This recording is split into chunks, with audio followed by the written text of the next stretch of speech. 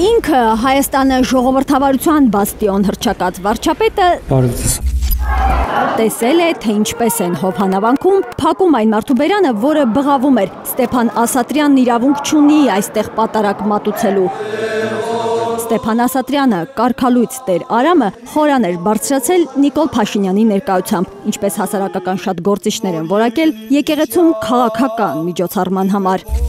Փաշինյանն ասում է, խնդրել է պետական պահպանության ծառայությունից բացատրել, ինչու են փակել քաղաքացու բերանը։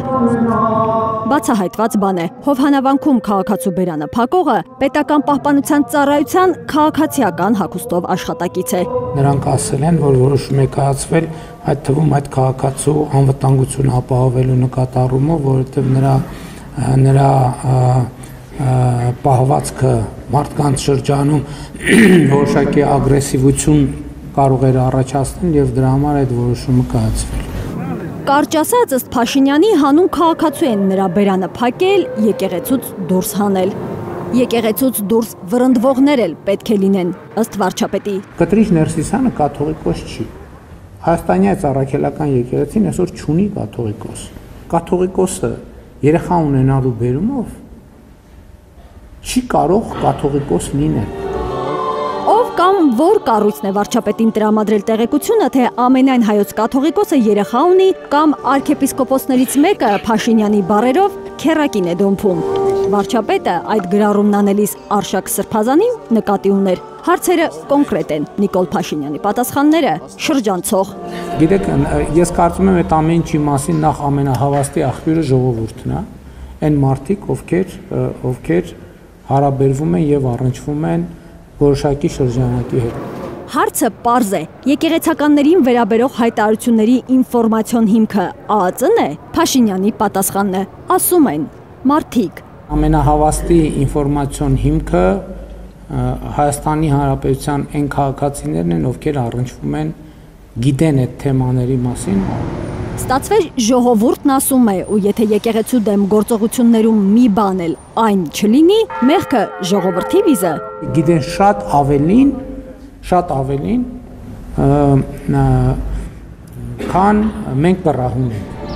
Փաշինյանը ամենայն հավանականությամբ դարձյալ ժողովրդի խոսք ու զրույցի հիմքով պնդում է, կաթողիկոսի եղբայրը Եզրաս արքեպիսկոպոս Ներսիսյանը KGB-ի գործակալ է։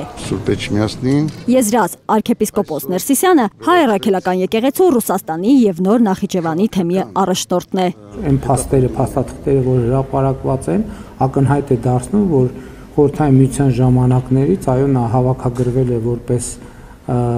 պակ գործակալ։ Орденом Александра Невского награжден... Բայց Փաշինյանը խնդիր չի տեսնում, որ Ռուսաստանի Դաշնության նախագահ Վլադիմիր Պուտինը ազգային միասնության օրվա առիթով Ալեքսանդր Նևսկու շքանշան է հանձնել Եզրաս արքեպիսկոպոս Ներսիսյանին։ Ցանկացած երկիր ազատ է պարգևատրել ում ցանկանում է, այդ թվում եւ հայաստանցի եպիսկոպոսին։ Համեն դեպս մեր օրենքը չի արգելում, էլ չեմ ասում, որ կարող է պարզվի, որ պարգևատրված անձը նաև Ռուսաստանի քաղաքացիություն ունի։ Հենց այսպես ու այսքան խմորվող իշխանություն եկեղեցի հարաբերությունների ֆոնին Նիկոլ Փաշինյանը այս կիրակի ոչ թե Հովհանավանքում, այլ Թալինի Սուրբ Աստվածածին եկեղեցիում կմասնակցի այն նոր պատարակին, որը եկեղեցում քաղաքական միջոցառում անունն է ստացել։ Արփիս Քեսյան, Արմեն Ապրեսյան, Հայլուր։ Հայաստանում եւ աշխարհում տեղի ունեցող իրադարձությունների մասին առաջինը իմանալու համար բաժանորդագրվեք մեր ալիքին։ Սեղմեք զանգակը, որ բաց չթողնեք ամենահրատապը, ամենակարևորն ու հետաքրքիրը։